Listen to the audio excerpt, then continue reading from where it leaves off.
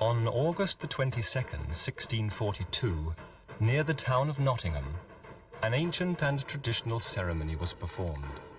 Before his loyal and devoted followers, the royal standard was raised, and King Charles I's proclamation of war was read out.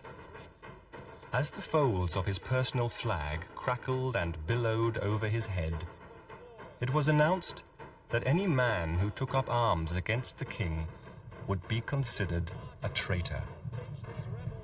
But in the long war that followed this dramatic scene, the king would be utterly defeated.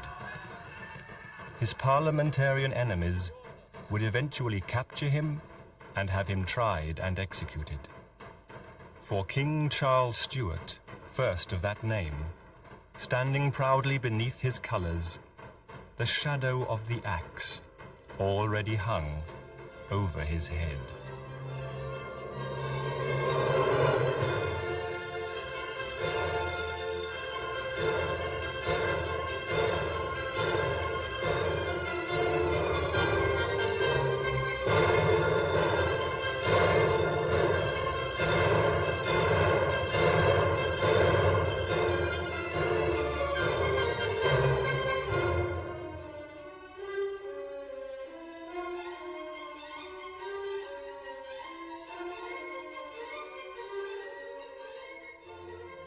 No other English king has ever inspired such intense and different emotions as Charles I. Without doubt, the enormity and magnitude of events during his 24-year reign had a profound effect upon English history. To his supporters, Charles was the royal martyr, a dignified, careworn gentleman, a victim of betrayal. To his detractors, he was that man of blood, a distant, obstinate architect of a calamitous civil war. In the many portraits of him that still exist, it is his eyes that draw the onlooker, their sadness seeming to anticipate his tragic end. "Never," said the sculptor Bernini, "have I beheld a countenance more unfortunate." So how could this well-mannered, gentle and pious man provoke a bloody civil war? How could a king, who throughout his life would claim that he acted only in the interests of his people, end that life with his head on the block? Part of the answer lies in King Charles' early life, for it was here that he encountered many of the influences that were to critically shape his character and opinions. These same influences would ultimately lead him to the scaffold. When Prince Charles was born in Scotland in 1600, many of his father's courtiers believed he would not survive infancy. His small stature, feeble legs and unfortunate speech impediment made the young Prince Charles a shy, self-conscious child. As he grew older, Prince Charles was determined to overcome his childhood frailties and to acquire the physical accomplishments worthy of a royal prince. The quiet, introverted Charles hero-worshipped his glamorous, confident brother, Prince Henry. Prince Charles was to be the first monarch wholly brought up in the Anglican Church, and he remained a devout and loyal member of the Church of England until his death.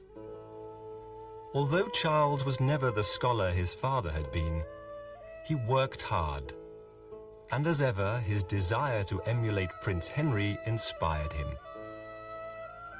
But in 1612, his world was to fall apart. His beloved brother Henry suddenly fell ill and died of typhoid. As heir apparent, Prince Charles immediately became an important figure at his father's court. King James wished to establish himself as a mediator between the Catholic powers of Spain and France and the Protestant Dutch and German states. He had already married his daughter Elizabeth to the Protestant Elector Palatine in Germany, and he knew that if he could balance this by marrying Charles to a French or Spanish princess, his influence in European politics would greatly increase. But as King James negotiated, his son and heir was falling under the influence of a man who did more than any other to undermine the Stuart monarchy. Ironically, the man was known as the royal favourite. His name was George Villiers. The homosexual King James' open infatuation and preferment of George Villiers left his son a disastrous legacy.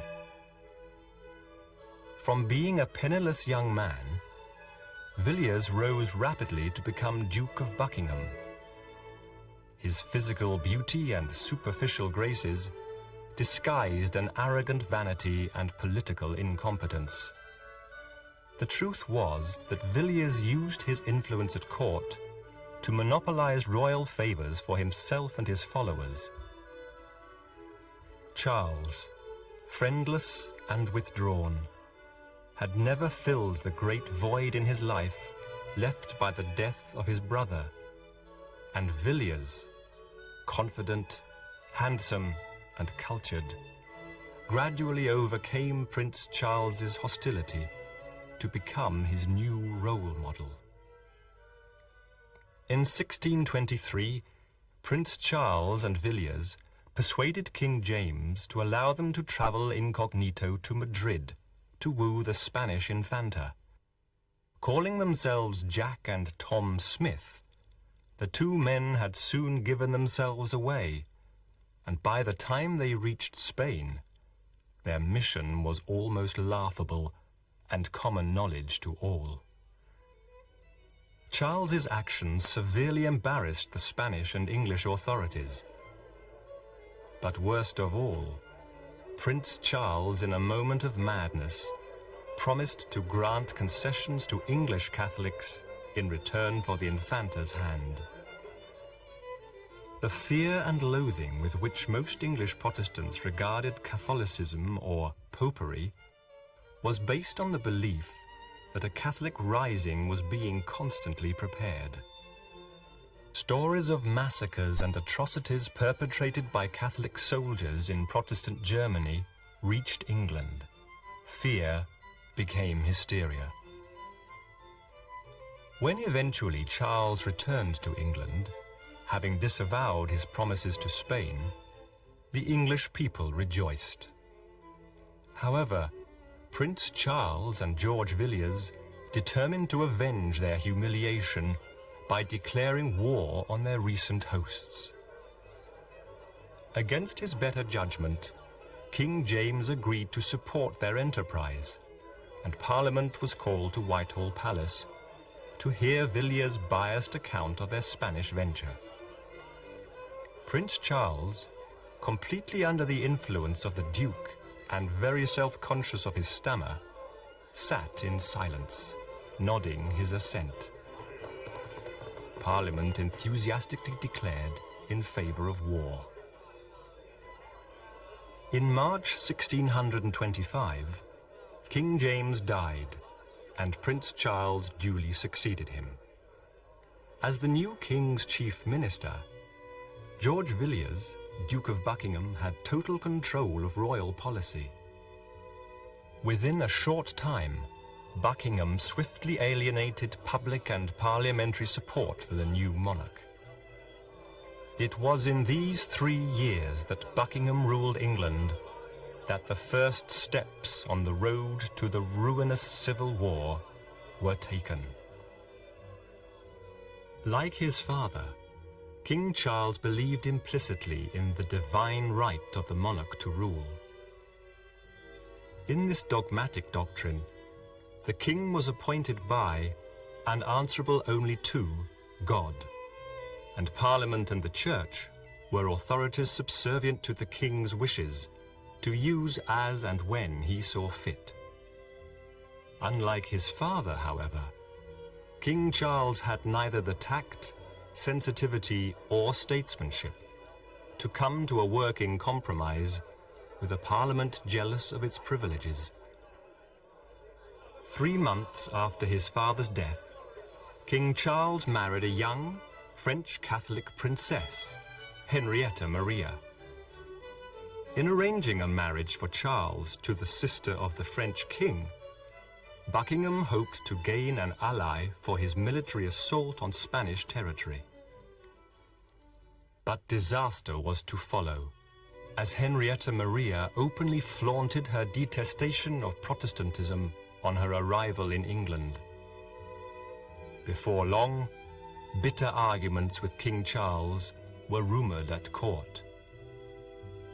King Charles then tried to eject his queen's French entourage.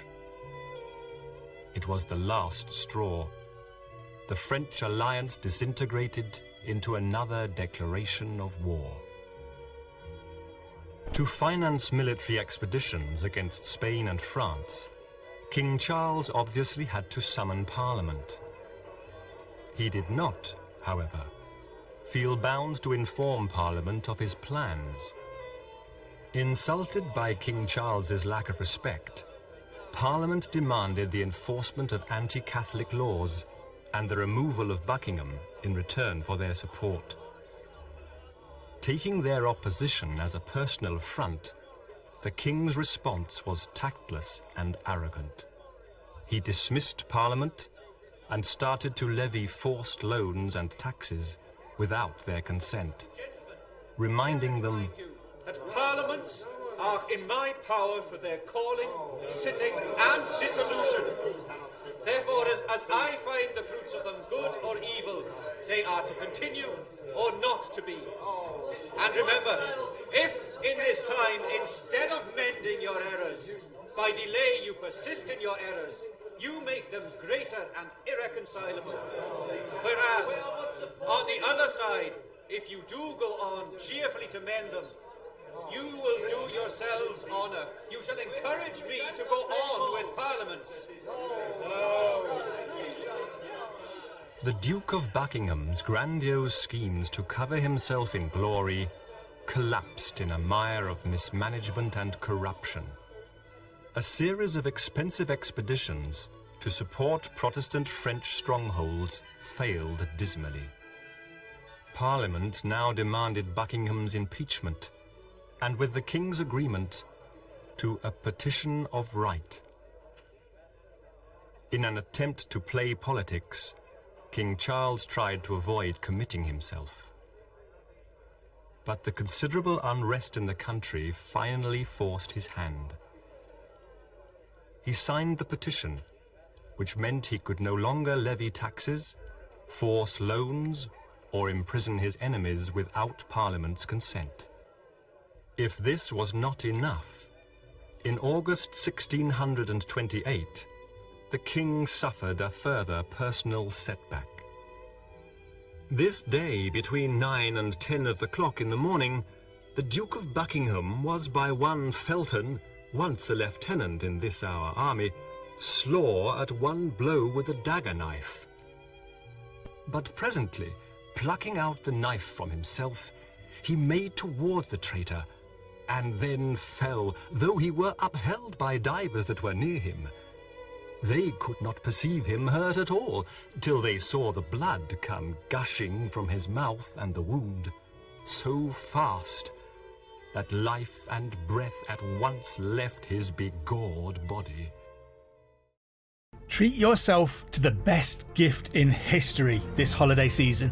Enjoy unlimited access to award-winning podcasts and thousands of hours of original history documentaries released weekly exclusively on History Hit. There are topics for all history lovers, from Pompeii to D-Day. Sign up via the link in the description for an exclusive discount. Don't miss out on this incredible opportunity to explore the past like never before with History Hit. Perversely, Buckingham's death served to avert the political crisis which was now facing King Charles. Peace negotiations were opened with Spain and France, and the Privy Council debated sounder policies. Free from Buckingham's meddling, the king was able to devote more time to his wife. One of the most attractive traits of the king, his faithful love of his wife, blossomed and was returned. Charles lavished affection on Henrietta Maria, and from 1630 to 1644, this love was extended to the 8 children she bore him.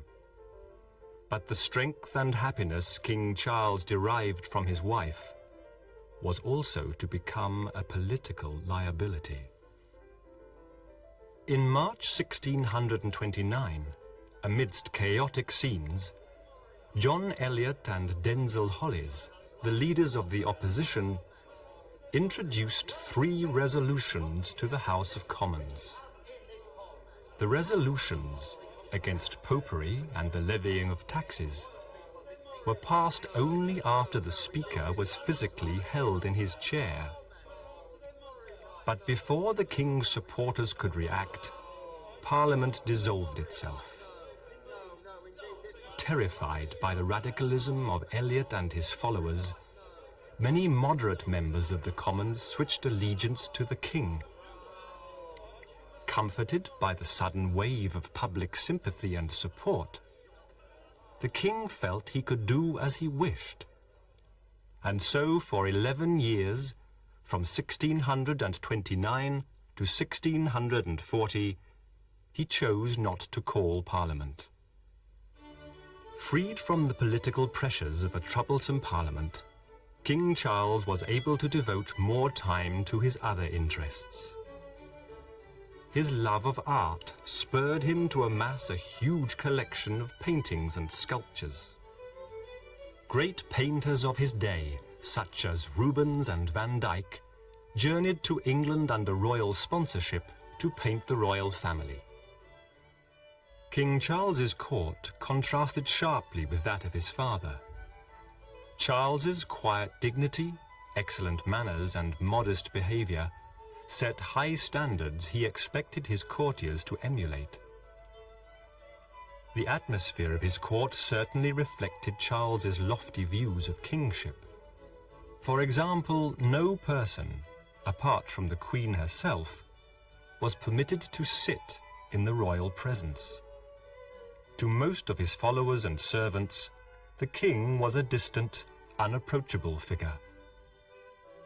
Unfortunately, King Charles's happiness enjoyed during the 1630s was to carry a high price. For Parliament's grievances did not disappear, but denied a platform, continued to increase. Without a Parliament, King Charles became even more isolated from the realities of facing his own people. Furthermore, to finance his government, the king was forced to resort to measures which affected all levels of society. Suddenly, the gentry, merchants, professional men and landowners who made up Parliament felt the weight of the king's taxes. Fines, sales of monopolies, the extension of crown lands and increased customs duties gave the appearance of a royal administration out of control. But it was the vexed question of religion that was to prove the major problem for King Charles. As the war in Europe became a Protestant life-or-death struggle, all Englishmen feared the worst. Queen Henrietta Maria became the focus of a rise in Catholic conversions amongst the gentry. And in 1637, a papal representative was welcomed at Whitehall. Before long, it was widely rumoured that Charles intended to reintroduce popery. Not untypically, King Charles chose to completely ignore the fears of the population. To compound the problem, the religious reforms of Archbishop Laud, Charles's chief minister, were perceived as an opening of the door to Catholicism. But what King Charles wanted and needed was a uniform, traditional Anglican church governed by bishops appointed by him, enforcing the royal will. Determined to turn the clock back, the king did all he could to silence those who wished for more radical change. He particularly detested the growing minority of Puritans, a branch of the Anglican Church. Puritans wanted simple services and plain churches, and more importantly, they wanted to choose ministers for themselves. In the king's eyes, this was a fundamental attack on his right to determine religious policy. What was more, the Puritan leaders were unequivocal in their damnation of popery, and so King Charles and Archbishop Laud enforced doctrines to turn the Puritans out.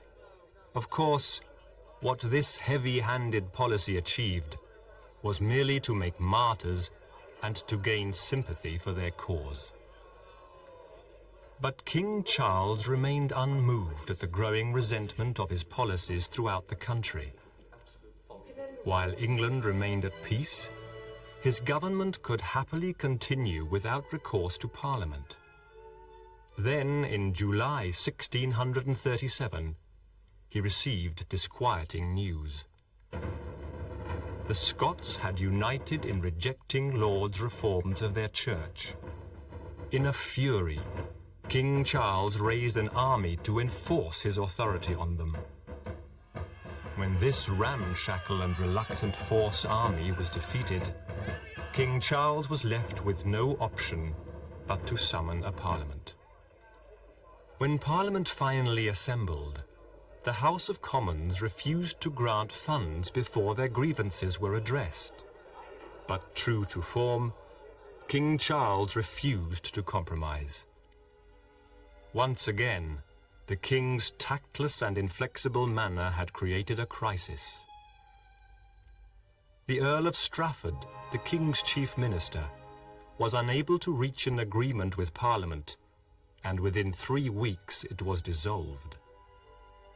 But events soon overtook the king as a Scottish army crossed into northern England and defeated the royal army. The powerless King Charles had no alternative. He had to summon another parliament. This time, fully aware of the strong position it was in and led skillfully by John Pym, Parliament was determined to have its way.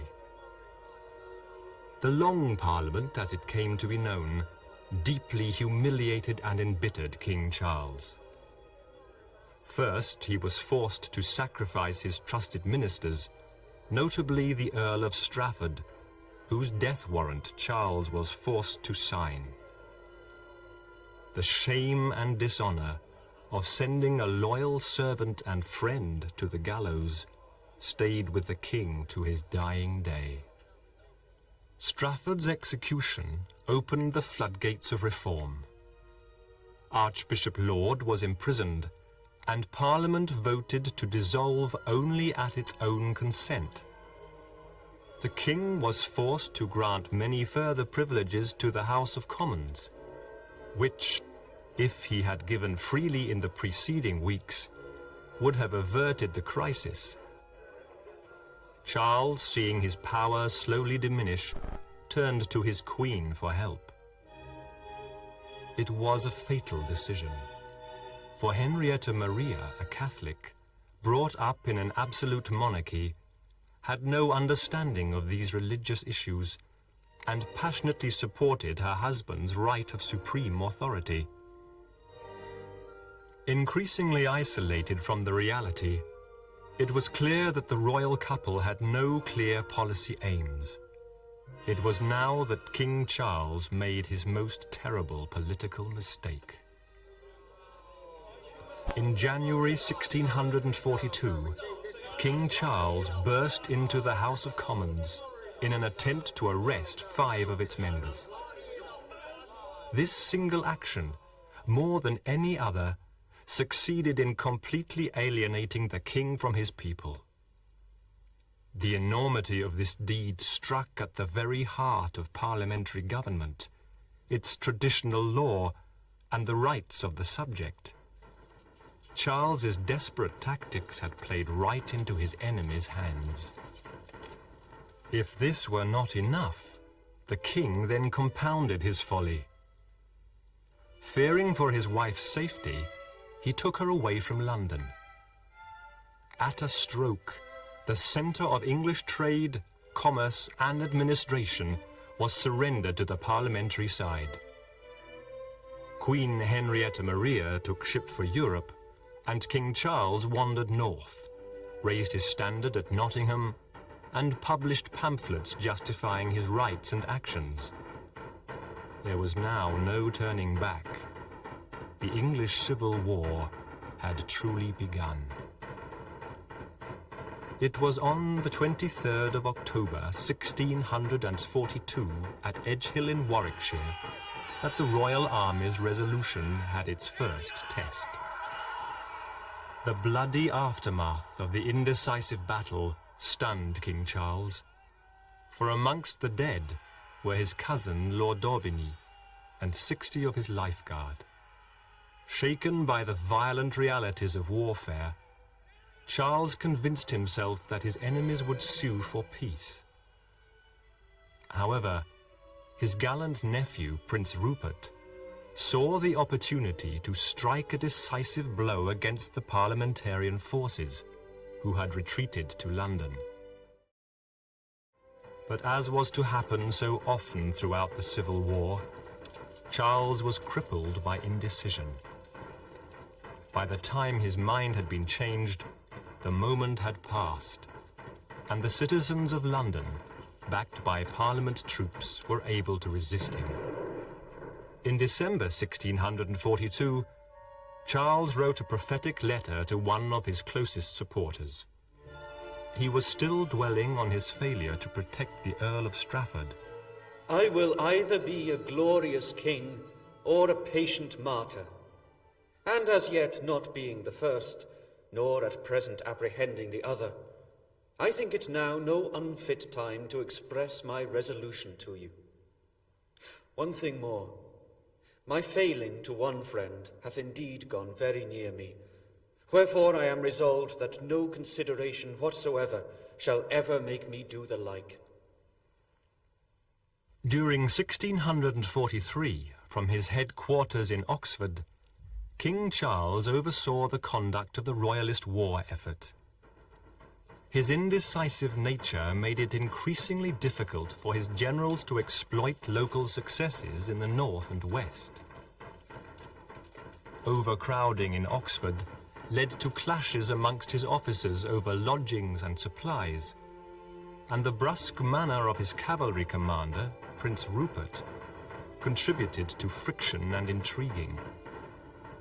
Furthermore, the shower of knighthoods and governorships which the king bestowed for good service caused resentment amongst those he had failed to satisfy. To his great joy, King Charles was reunited with his queen, who had brought back much-needed supplies from the continent, and was soon involved in intrigues at the Oxford court, which was modelled on the happier days of the past. Plays and music were performed, and entertainments for the fashionable were arranged. In fact, life began to assume an air of normality. But in 1643 came shattering events that burst this idyllic bubble. Parliament had signed the Solemn League and Covenant with the Scots, and a Scots army was preparing to invade in support of his opponents. The intervention of this well-led Scottish army tipped the scales in favour of Parliament. In July 1644, an Anglo-Scottish army combined to inflict a telling defeat on Prince Rupert at Marston Moor. Now the north was lost. Soon a revitalised Parliament had made vital changes to its structure and organisation. Moderate generals who had failed to prosecute the war satisfactorily were replaced by men committed to the king's defeat. A new model army, well trained, regularly paid and under unified command, was created to be hurled against the king. Despite this calamitous defeat, Charles refused to negotiate any concession with Parliament. Queen Henrietta Maria again returned to France, having made her husband promise he would consult her on all matters of policy. Again, the king's lack of resolution contributed hugely to the uncertainty and disaffection, for he would not commit himself to decisive action in the north or west. Instead, he optimistically pinned his hopes on fantastic rumors of parliamentary disunity.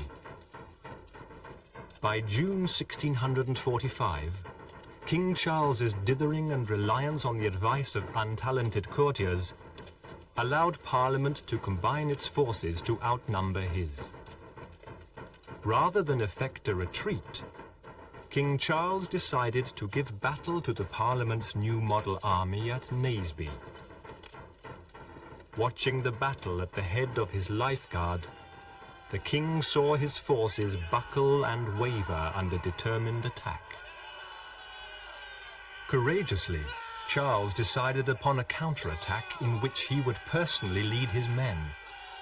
But before he could enter the battle, one of his officers seized his horse, crying, "Would you go upon your death in an instant?" and quickly turned him away. The king's beaten army crumpled and fled from the field. The king was now a virtual fugitive from his subjects. Charles spent a year aimlessly traveling from one place to another to avoid capture. Even now, he steadfastly refused to accept the inevitable, as one by one his garrisons and strongholds were captured or surrendered. As his military forces disintegrated and his generals went into exile or compounded for their estates, Charles decided on one last desperate gamble. In April 1646, he secretly left beleaguered Oxford and travelled north, and on May the 5th, the king rode into the Scots army quarters near Newark and surrendered himself. These instructions to Henrietta Maria show that he had perhaps accepted his likely fate. I conjure you, by all that you love, by all that is good, that no threatenings, no apprehension of danger to my person make you stir one jot from any foundation in relation to that authority which Charles is born to. I have already cast up what I am like to suffer. Only I desire that consolation, that assurance from you, as I may justly hope that my cause may not end with my misfortunes, by assuring me that misplaced pity to me do not displace my son's right. No man's person ought to be put in balance with this cause.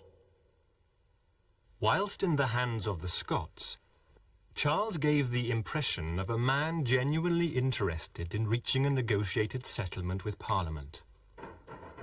The illusion was shattered when it was discovered that he had been secretly plotting to land an Anglo-Irish army in England to continue the war. It was now obvious that Charles's word meant little. He was quite prepared to renege on agreements, go back on promises, or break bonds in pursuance of his aims.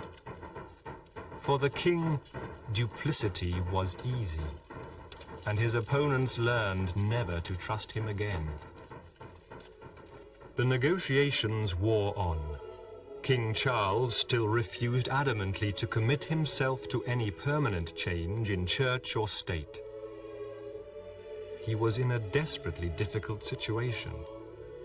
Alone, powerless, and imprisoned, but clinging stubbornly to the principles in which he believed. The Scots had assumed that his surrender to them meant he wished to sign their covenant. King Charles had assumed his countrymen would respond to his personal appeal for military support. Both were wrong. As 1647 began, the Scots left England and gave its king back to Parliament for a fee of £400,000. The unhappy monarch was escorted by his new captors back to Hollandby House in Nottinghamshire. The alliance between the Scots and English was now crumbling fast, and the English Parliament was becoming more and more divided between Presbyterians who wanted a negotiated peace with the king and the more radical Independents. The Independents were Puritans who wanted a church free of outside influence from bishops or councils, and they were certainly growing in power.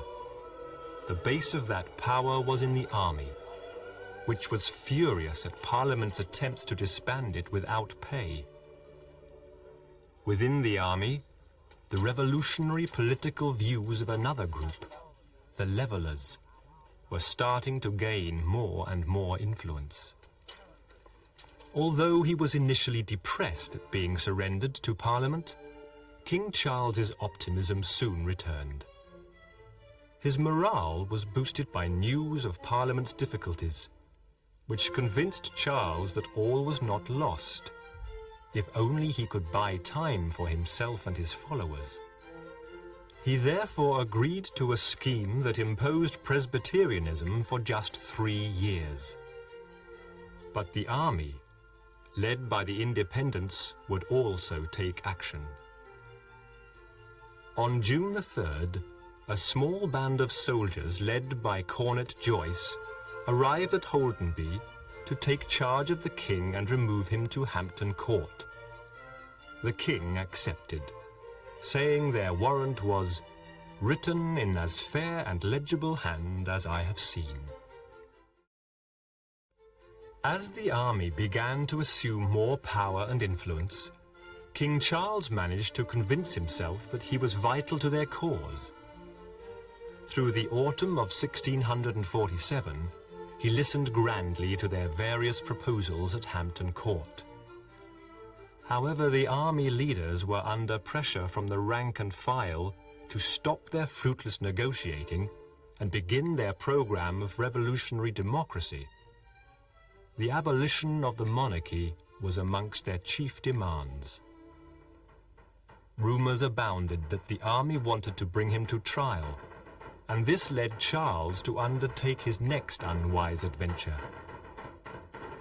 On November the 11th, 1647, he slipped down an unguarded staircase to a waiting horse.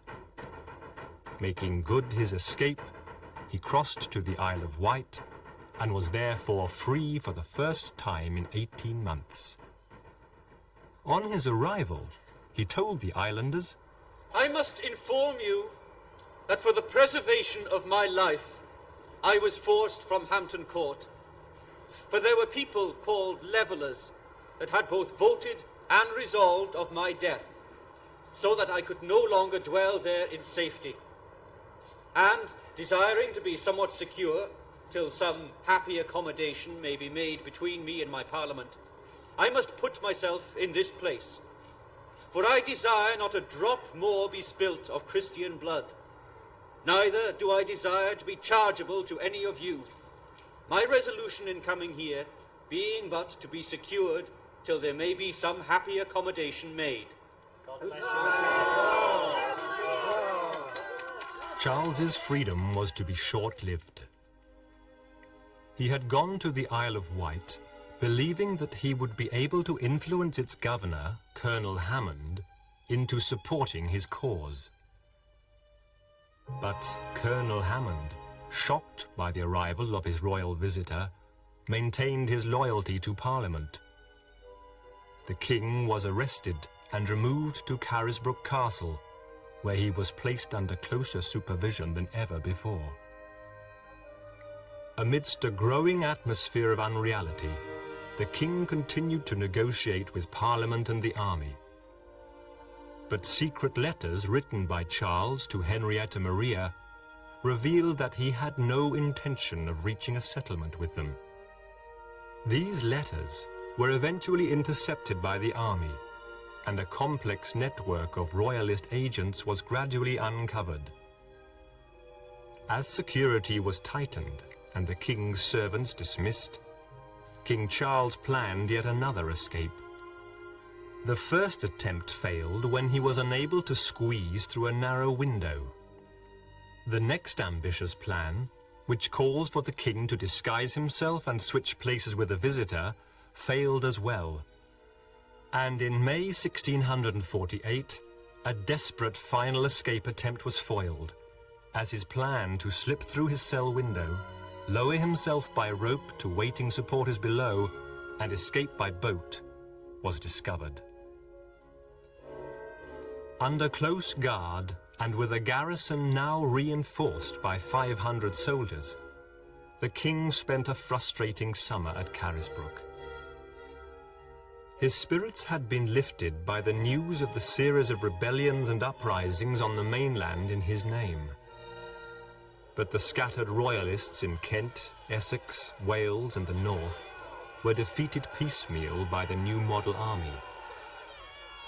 There was still hope that perhaps the Scots army could defeat Parliament, but in August 1648, after a rapid march north, the new model army had defeated and scattered the Scots at Preston.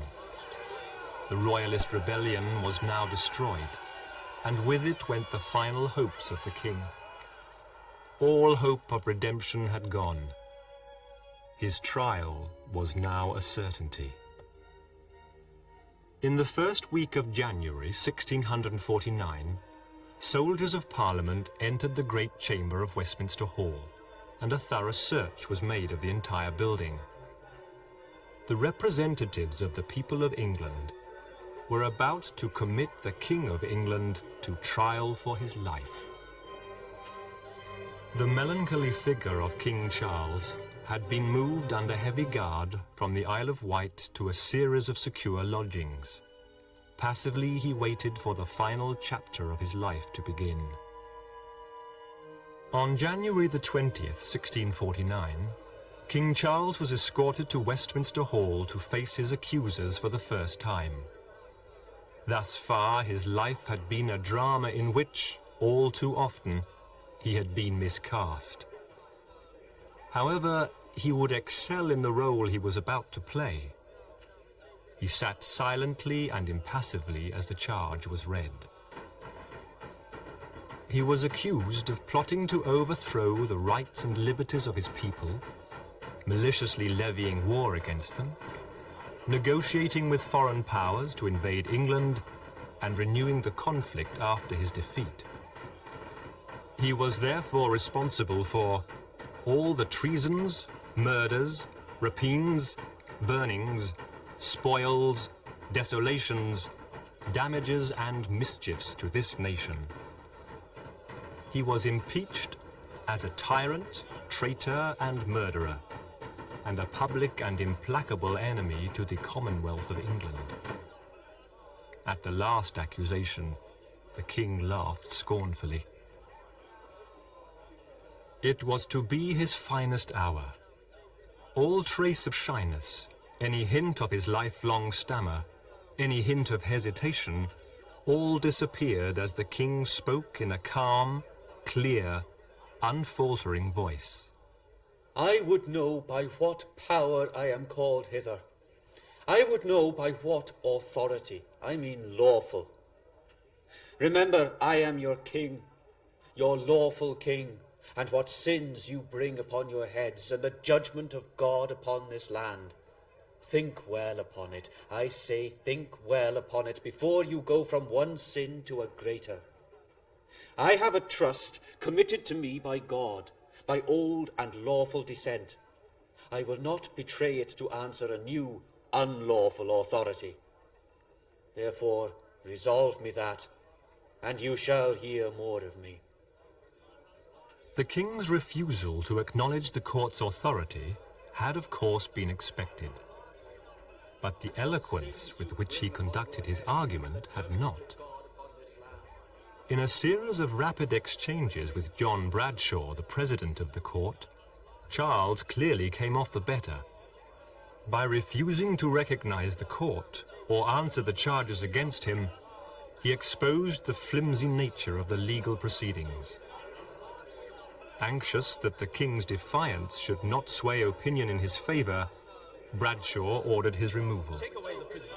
Amidst cries of "Justice!" and "God save the king!" Charles was escorted out. By the time Charles was summoned before the court again, both sides had carefully planned their next move. The parliamentary commissioners had decided that the king's refusal to answer charges of treason were to be treated as an admission of guilt.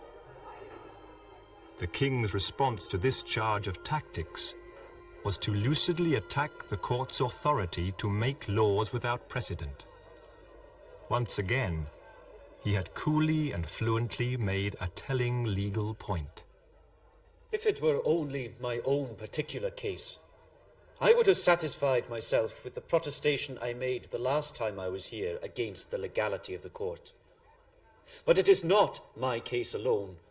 It is the freedom and the liberty of the people of England. And do you pretend what you will, I stand more for their liberties. For if power without law may make laws, may alter the fundamental laws of the kingdom, I do not know what subject he is in England that can be sure of his life or anything he calls his own. And therefore, under favour, I do plead for the liberties of the people of England more than you do. The king was once again removed from the court. As he was escorted out, one of his guards, moved by his dignity, muttered, "God bless you, sir." As the king thanked him, the soldier was struck by an officer with a cane. Charles wryly observed that the punishment exceeds the offence. The second session of the trial had advanced the Justice of Parliament's case no further. The same situation of impasse bedeviled the third session the next day. London was rife with rumour. The uncertainty of the people transmitted itself to the court and led to disunity amongst the commissioners. The enormity of what they were doing had finally dawned on some, who were keen to wash their hands of the whole episode. As the last session of the trial began, Lord President Bradshaw managed to rally the wavering judges to go ahead with the pronouncement of the king's sentence. The waverers were bullied into compliance. Bradshaw pronounced that, as King Charles had declared war on his subjects, he had broken his contract to protect his people. The king was found guilty on all charges, and at the sentence of death, the commissioners stood to signify their agreement, as Westminster Hall echoed to cries of "Execution! Justice!" Pious and devout to the end, he spent his last days in prayer and Christian contemplation with Bishop Juxon. On the day before his execution, he said a heart-rending farewell to two of his children, Prince Henry and Princess Elizabeth, impressing on the tearful couple the justice of the cause for which he was about to die. The king spent his last hours in his old palace of Whitehall, where he had enjoyed so many happy years. It was on January the 30th, 1649, that King Charles Stuart made his last journey to the scaffold. The weather was bitterly cold, and to prevent his enemies being able to claim he was shivering in fear, Charles wore 2 shirts. The scaffold was placed in front of another of Charles's favourite buildings, Banqueting House. The large crowd that gathered to witness his execution death was kept back by ranks of troops. For Charles, the end had come. He removed his last jewel, the insignia of the Garter, and placed it in the trembling hand of Bishop Juxon, saying only one word: "Remember." Charles then made his last speech from the scaffold. I never did begin the war with the two Houses of Parliament, and I will call on God, to whom I must shortly make an account, to witness that I never did intend to encroach upon their privileges. They began upon me. It is the militia they began upon. They confessed that the militia was mine, but they thought fit to have it from me. To be short, if anyone will look but to the dates of the commissions, they will see clearly that they began their unhappy troubles, not I. Truly I deserve their liberty and freedom as much as anybody whomsoever. But I must tell you, their liberty and freedom consists in having of government those laws by which their life and their souls may be their own. A subject and a sovereign are clean different things. Sirs, it was for this that now I am come here. If I would have given way, I needed not to have come here, and therefore I tell you that I am the martyr of the people. I die a Christian according to the profession of the Church of England, as I found it left me by my father. I have a good cause, and I have a gracious God. I will say no more. The block was set low on the scaffold, prompting Charles to ask if it could be raised. "It can be raised no higher, sir," came the reply from the nervous executioner. Charles, still calm and collected, told him that he would pray and then signal for him to strike. King Charles stood with his hands and eyes raised to heaven in prayer, before eventually laying his head upon the block. "Stay for the sign," were the king's last words upon this earth. "I will, and please your majesty," said his executioner, who, upon seeing Charles's outstretched arms, swung his axe and severed his head with a single stroke. It was all over. On that freezing January afternoon in 1649, a royal martyr was born, and England slid into the uneasy years of the Commonwealth. Perhaps King Charles would enjoy the ultimate victory. For 11 years after his death, his son, Charles II, ascended the throne amid the emotion of the Restoration. Perhaps, after all, royal blood had not been spilt in vain.